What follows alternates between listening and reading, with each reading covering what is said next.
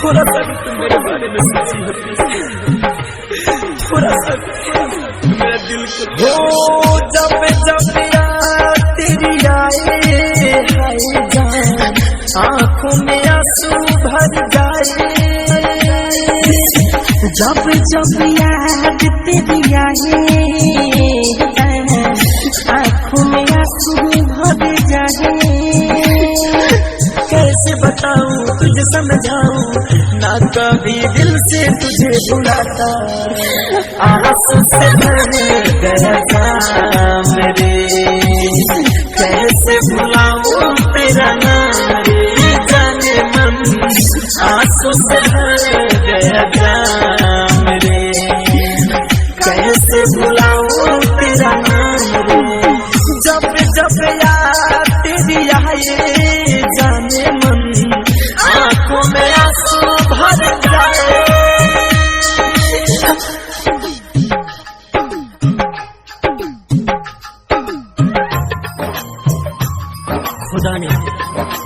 खुदा ने हमसे एक खता करा दिया, खुदा ने हमसे एक खता करा दिया।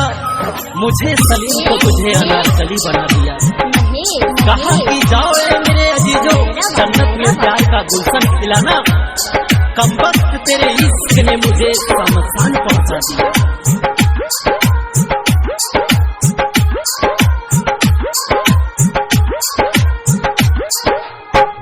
कैसे भुलाऊं तेरी अदाएं, शाम सहरे अब तेरी आए।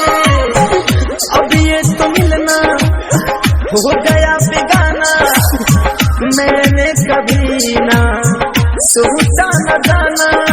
याद तो तेरी भूल न पाए, जीना हुआ मुश्किल मिलना यार बता मेरे।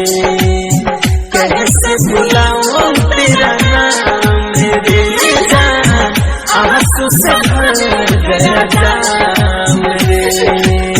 कैसे भुलाऊं तेरा नाम मेरे।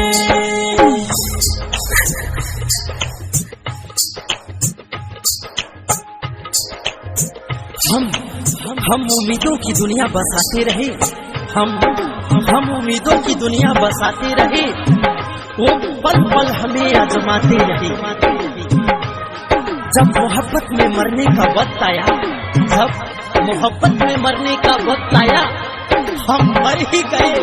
वो मुस्कुराती रही, वो मुस्कुराती रही। हो तोड़ दी दिल को मेरे सनम ने, बहुत रुलाया अब तेरे गम ने।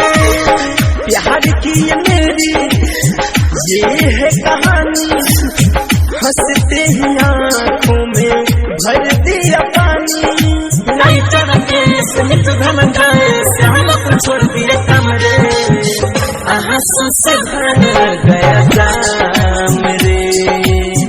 कैसे भुलाऊं तेरा नाम रे जान, आंसू से भर गया था मेरे। कैसे भुलाऊं तेरा नाम रे। जब जब याद तेरी आए जाने जा, आँखों में आंसू भर जाए।